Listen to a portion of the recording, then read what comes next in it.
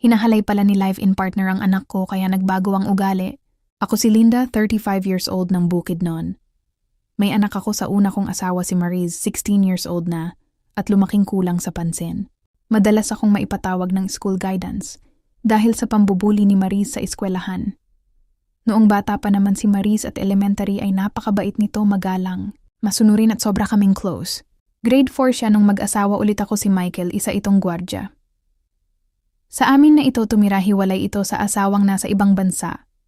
At nasa biyenan naman ang dalawa nitong babae na anak.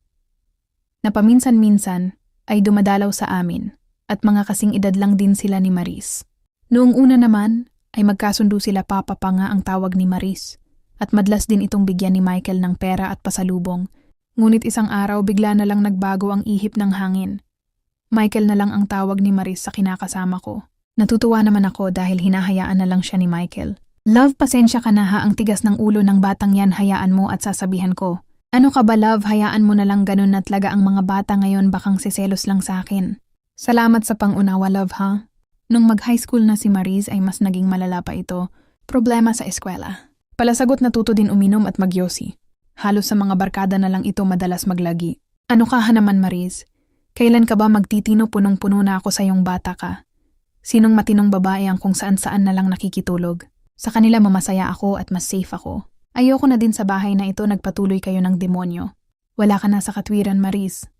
Napakabait sa'yo ni Michael. Hindi mo naman kailangang magselos sa kanya, anak kita. At iba ang pagmamahal ko sa'yo. Bye ma, alis na po ako, pengen na lang ng pera kahit mga 2K lang.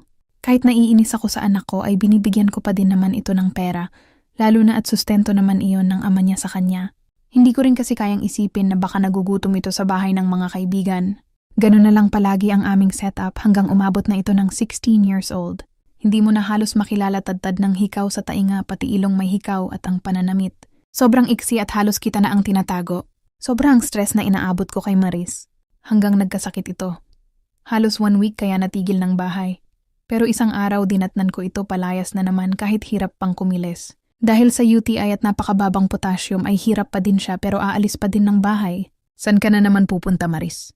Hindi ka pa magaling ah. Palayas ka na naman. Ayoko na sa bahay na ito, mapalayasin mo ang demonyo at babalik ako dito. Sobrang tigas ng ulo mo Mariz, mabuti pa ang mga anak ni Tito Michael mo mababait. Talagang mas mabuti pa sila dahil safe sila sa rapist nilang tatay. Wala ka na bang maisira sa tito mo Mariz? Mahal na mahal niya ako, bakit hindi mo ako hayaan na maging masaya? Sige na, kung hindi ka na mapipigilan, mag-chat ka naman sana para hindi ako nag-aalala, mag-send na lang ako ng pera sa GCash mo. Nang araw na yon umalis si Mariz, tumutulo ang luha, unang pagkakataon na muli ko itong nakitang mahina at umiyak. Sinundo siya ng isang lalaki, sabi niya, nobyo daw niya iyon. Naiyak din ako, naisip ko na baka dahil sa lalaki kaya lalong tumigas ang kanyang ulo. 3 araw mula nang umalis sa amin si Mariz ay biglang dumating ang ex ko, ang tatay ni Mariz, at may kasama pang mga pulis. Anong ibig sabihin nito, Dado? Bakit may kasama kang mga pulis? Anong nangyari sa anak natin, ang kinakabahang tanong ko, sa pag-aakalang may nangyari sa anak ko. Asan ang demonyo mong kinakakasama, Linda? Bakit anong kasalanan niya, baka nagkakamali lang kayo? Pinagsasamantalahan niya ang anak natin. Hindi mo ba yun alam, Linda, ikaw ang lagi niyang kasama? Huwag kang maniwala sa anak mo, Dado, masyadong rebelde si Mariz. At ayaw niya kay Michael, kaya niya sinisiraan. Ito Linda, panoorin mo, kuha lang yan nung may sakit ang anak mo at hindi halos makalakad. Panoorin mo kung paanong magdusa ang anak mo sa kamay ng kinakasama mo. Hindi ka pa din ba maniniwala? Ayan pa ang ilang video na nasend ng anak, matagal na pala Linda, bakit pinabayaan mo ang anak natin? Agad akong umuwi ng Pinas nang isend niya yan sa akin para masiguro na magbabayad. Ang lalaki mo Linda. Noon lang ako tuluyang natauhan, totoo pala ang lahat ng sumbong ng anak ko. Balat kayo lang pala ang kabutihan ni Michael. Nang araw na iyong nahuli din ng pulis si Michael na nabalian pa ng paa dahil sa pagtalon nito sa bintana mula sa 2nd floor ng bahay sa pagnanais na makatakas, sinaktan ni Dado si Michael at ganun din ginawa ko. Inawat din naman agad kami ng mga pulis. Nang araw ding iyon ay nakulong si Michael. Kami naman ni Dado ay magkasama na pinuntahan ang mga kaibigan ng anak namin upang sunduin ito. Pero bakit ganun kung kailan huli? Na ang lahat saka pa ako nagising. Umuwi muna kami ni Dado sa bahay, nag-usap sa maraming bagay na dapat naming gawin para matiyak na safe ang anak namin. Nagkasundo kami na muling magsama. Hindi na daw siya babalik ng Taiwan at hiwalay na din siya sa dati niyang kinakasama. Hindi kami ganun katiyak sa damdamin sa isa't isa.